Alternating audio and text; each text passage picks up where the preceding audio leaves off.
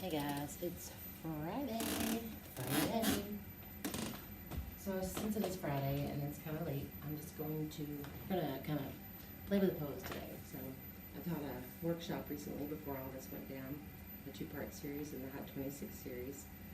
And one of the poses we didn't get to play around with too much was Tuladandasana, or balancing stick pose, which is also essentially a variation of Virabhadrasana 3, or C, Warrior 3, or Warrior C. So we're going to play around with that today.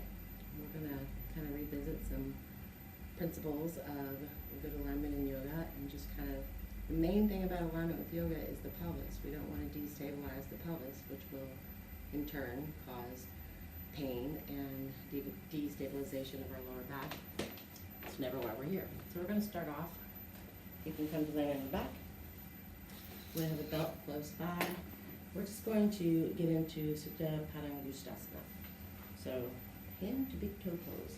But no matter how flexible you are, I want you to use a belt. And if you don't have a belt, you can use a tie, like a man's tie, a rope, a dog leash. There's always something that you can use in most people's homes. So grab hold. And then once you come to lie on your back, ever so carefully, taking care of your spine. Get these out of the way a little bit. We're going to start with the right leg. So I just want you to take the belt and place it around the arch of the right foot. And then you're going to extend, obviously, the leg into the air. Now, if you can go here, but your knee is bent and it feels a little strained, then that's not where we want to be. So you can always take the leg and just lower it to the floor a little. And then I want you to be able to engage the front of the leg. So if the knee is bent, it's going to be a little harder to engage. So we're trying to open the back of the leg, which means we have to really engage the front. So squeeze the front of the quad, those hip flexors, and press through the metatarsals. I'm going to try to take my foot over so you can see it. It's kind of like a point and a flex all at the same time. And then, of course, you don't want to be lifting up the arms and stressing the shoulders out or the neck. See how I'm turned to face you? Don't do that. You want the backs of the arms on the floor so that you can just use the strength of your biceps to pull, right? And then you also want to have a straight line from basically your knuckles to your elbow. So we don't want to be sickling the wrist and stressing out the wrists here. So, and you can just hold that in place. Hopefully you're already there. If any one of you are dealing with sciatica, if you're dealing with it, trust me. But if you are, the neat little trick I learned many years ago from Francois Raoul, who is an awesome teacher, you can rotate the right foot out just ever so slightly, and that should alleviate some tension in that nerve.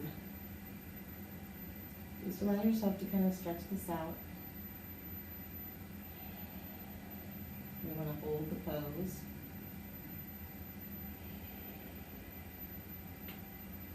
Maybe you can close your eyes and just kind of settle in to a nice release.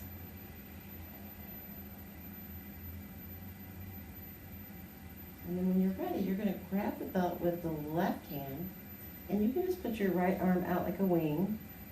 And all you're going to do, ever so gently, is just take that right leg over the body into a nice little twist. And guys, you can modify, you can go as high up as you need. So I have a chair here, so I'll just kind of show you a couple of different things.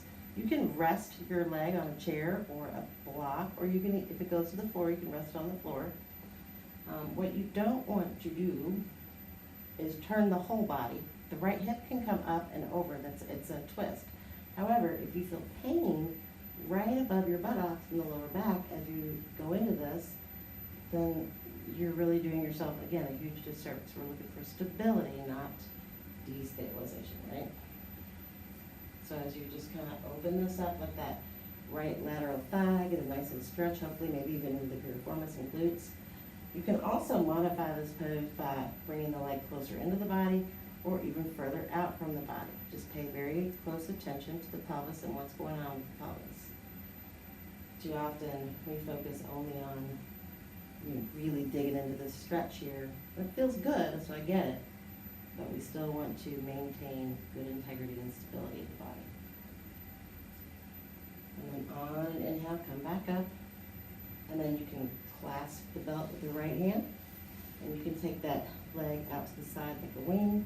Again, you can use a prop, so you can stack blocks, or you can use a chair, or again, you can go all the way to the floor and just let yourself open up into the pose.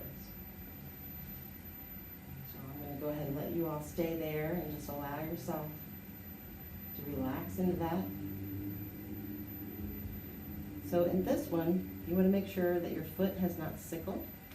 So when the foot sickled, you know, you have this weird kind of twisting of the ankle. I don't know if you can see that.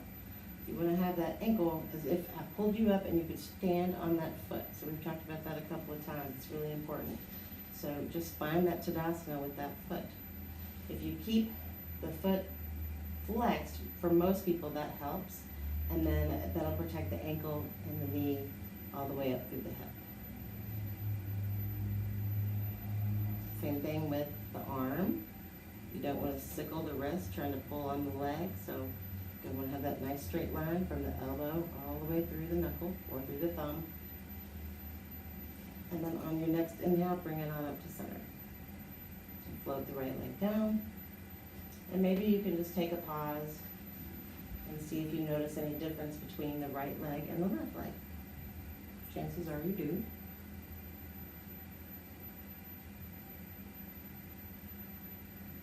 And then we'll just switch sides. And notably, I should have told you on the first side that if you have any lower back pain, you can leave the opposite leg bent. You don't have to extend it out. So if you extend it out and you feel strain on the lower back, feel free to pull that heel back in, bring the sole of that foot to the floor. If you do that, the big thing is you don't want to let the knee wing out or cave in. Notice if my knee wings out, my pelvis moves side to side, right? Or if it caves in, it moves inward a little. So we want to stabilize. So we want to keep the inner and the outer thigh engaged. That vastus medialis and lateralis active. Again, pulling the toes back toward the face. We've got that toe flex going on. That nice active foot and nice strong ankle and straight arms from the thumb through the elbow. Allowing yourself to get a really sweet stretch in the belly of the hamstrings. We don't want to feel it around the back of the knee, the soft tissue. And get it in that belly of the hamstring.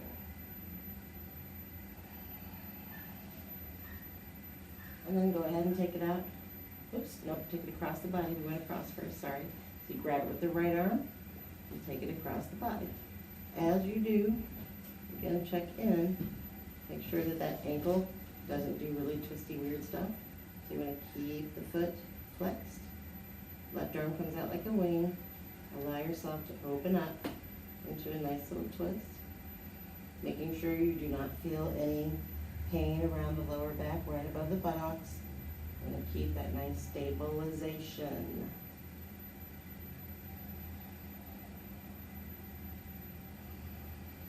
Check in with the right wrist. We're still not sickling. Straight line from elbow through thumb. And just take a couple of deep breaths here. And the same thing applies. You know, you can lower the leg down toward the toes, or you can bring it closer up toward the head. You can put it on a prop, whatever feels good to you. So find your sweet spot and work where you are. And then once you get there, indulge, take another couple of breaths. And then let's go ahead and switch sides. So take that belt into the left hand and just rotate the left leg out and open. Again, you can use a prop or not. And the same thing, you can have the knee bent, just don't let it cave in or ring out. You're going to have that stabilized pelvis. And then bring it back up to center. So we're doing this just to kind of, you know, get a nice stretch along the hamstrings, pull the toes back toward the face, breathe. See if you can get the backs of the arms to rest on the floor, maintaining the natural curve in your neck. Again, you're not turning the head side to side like I was doing. Just release the belt from off the foot. Bend the knee, bring the sole of the foot to the floor. And then go ahead and rebend the right knee. And take both legs out. Once again, take a moment of awareness, just feel what you're feeling. And then bend the knees in. Take the right arm over the head, roll to your right side, using your right arm as a pillow. Press yourself up, stretching the top leg out long, using the hands to come on up to a seated position. And then we're going to go ahead and work into a little bit of Tuladandasana or Virabhadrasana. So we're going to play with it a little bit. So in the Hot 26 style, the way we work the pose is we inhale the arms up over the head, interlock the fingers, take the upper body back, a little sway back.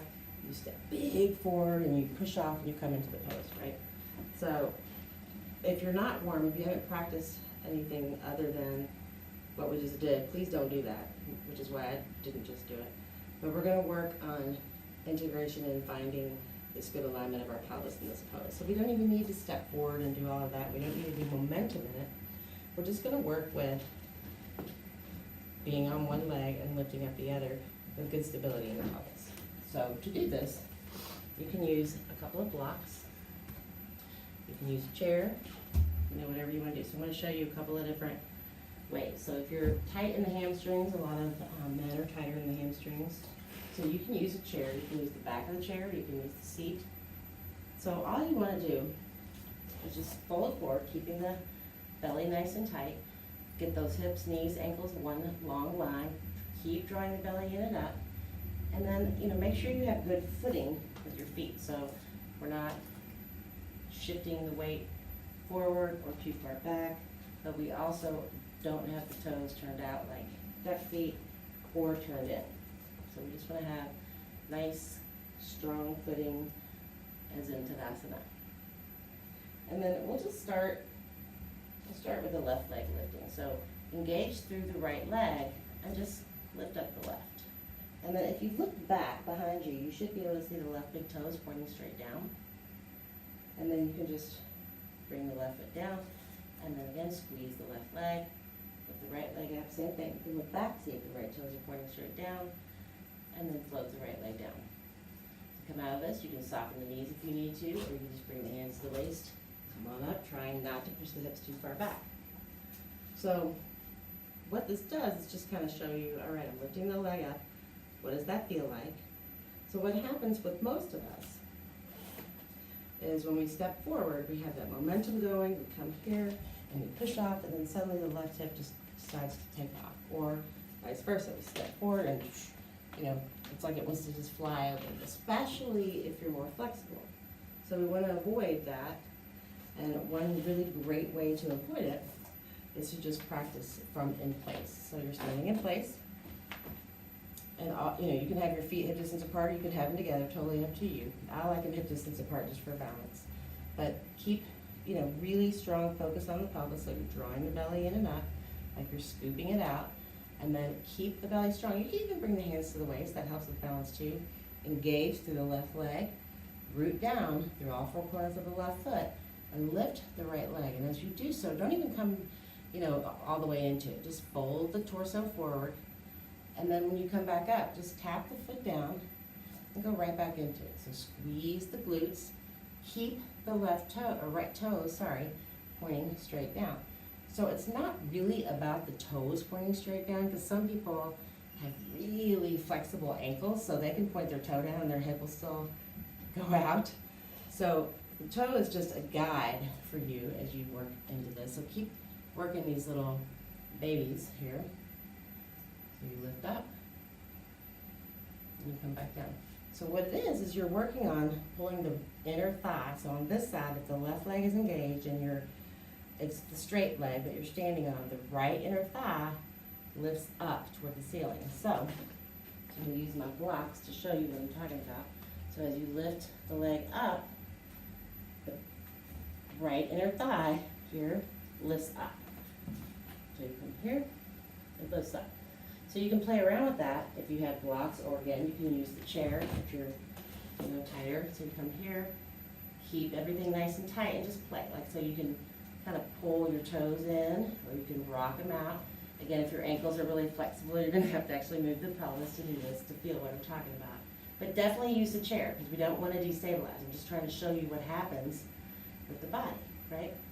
So if you practice other styles of yoga, if you're not just that 26 person and you're here for Warrior 3, then you know that once you start to open the hip, you're working into a little Virabhadrasana, which is totally the opposite of what we're trying to do here. We want to stabilize. So let's go ahead and do that other side. So we're going to, once again, feet together or about hip distance, root down through the feet, hands can come to the waist, belly in and up, and then just engage the right leg, fold forward a little, come back up. So try not to let the left hip creep up. The other thing you want to work on is checking in with the right hip. So as you come into this, I'm going to hold on to my mail here so I don't fall over and hurt myself, but a lot of people, and I did it for years, we dump way over and the left foot crosses behind us. So we come into it and then the left foot crosses and we're just dumping all the way to the right hip. So there's no engagement, there's no stabilization going on, and that's, again, the opposite of what we're trying to do. So do a few more of those, just belly in, draw it in and up. You know, again, you don't have to go all the way into it. I don't even want you to. I just want you to feel how stable that feels to play with that. And then, when you're finished, I'm going to get a sip of water so I can continue to talk.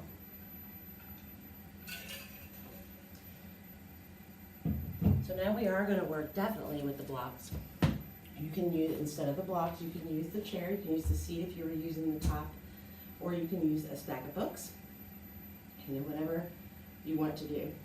If you have blocks at home, and even if you're really flexible, I encourage using the highest height so that we can really focus on the pelvis, torso engagement, and what's going on with the body.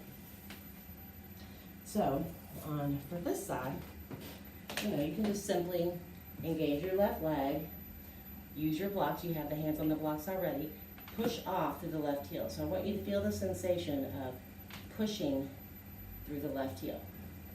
So just push up. And notice how that posterior chain engages your hamstrings, your glutes. You want to feel that as you're coming into Tuladandasana. And I want you to get that sensation of, as you push off, keeping the right hip down. And that right inner thigh floating up toward the ceiling. So we played around with this a little bit. If you were in the workshop, we played around with it in, I think it was Tuladandasana, if I remember correctly. So there you go. And then you can float it down, belly in and up. Again, I like to rotate, or heel toe, I should say, my feet apart, belly in and up, nice and strong, hips, knees, ankles, one plumb line. And you can bring the blocks with you, so engage the front of the legs, don't let the hips go too far back, come on up. And then I'm just going to spin to the other side. You don't have to, but I'm just doing it so that you can see on this side. So again, let's see if I can come further so you can see the leg. So on this side, the right leg is going to engage. We're going to go ahead and play around with that. So again, push off, right, to the right leg. And then just push through the heel. And notice, you know, mine want to turn out because I did it for so long. So as you push through the heel, keep the left hip down. And then play around with, you know, left inner thigh, lifting up toward the ceiling, draw the belly in and up still. Back of the neck is long. Once again, you're not looking at me, you're looking at you. You're actually not even looking at you, hopefully you're just feeling it. And then do a couple of more. Just lift. And as you, again, you're pushing through that heel. You want to use that standing leg. You don't want to dump into the hip. And then you can float the left leg in. Again, check in. Squeeze the front of the thighs. Belly in and up. Everything's strong. Come on up. Right. So the last little trick I want to show you, trying to get that pelvis stabilized in these, you know, one-legged postures. So one-legged postures are, they're great for you but they're asymmetrical, so they can definitely cause a little bit of destabilization if we're not really focused in. So here's the last little thing I'm going to teach you. It's kind of fun to play with. You need a wall. Surely everybody has a wall in their home. And your blocks and or a chair. Totally up to you. And you have to kind of figure out like where my leg is going to go on the wall. Right? So I'm going to come a little bit more forward. Find a good footing with the standing leg. You want to be able to extend the leg fully with the foot on the wall. So hopefully you all can see that. The foot is totally on the wall. And you know, you're trying to get the leg parallel with the floor, the torso parallel with the floor. So, but I want you to play around. Once you get here, you're engaged, the left leg squeezing tight. Now that you have your right foot on the wall, you have this nice stable support system. So with the support system, I want you to play around. You can turn the right toes out. Remember, use your hands on the blocks, don't do this without them. And then gently, keeping the heel on the wall no matter what, turn the toes in a little bit and notice what that feels like. Most of us get a little kind of inky, pinchy feeling in the left hip, right? So look back. Once again, those toes should basically be pointing straight down. Right inner thigh feels like it's lifting up because this is a forward bend. So we want the inner thighs going up. If the legs are lifting, the inner thighs go up. Or if you're just standing, they're going back. Either way, they're coming out that way. Just notice how this feels. And then float the right leg down and do the other side. So again, find your sweet spot. Gotta find that, oops, I'm almost right out of the wall. Let's scoot over a little. So again, the left big toes, you want pointing down, or all the toes really. But the big toe is a good gauge. And so the belly draws in and up, and it should feel really good and stable, like you could kind of hang out here for a while. Engage to the right leg. Maybe you can even spread your toes, lifting up all 5 of your toes, feeling the arch lift on the right leg. Use those strong arms. You can crush your block. Keep the belly drawing in and up. And then again, just play around with that. So if you want, you can kind of turn the toes in and notice how a little constriction comes into the right hip. Or you can turn the toes out and then notice how all the weight kind of dumps there.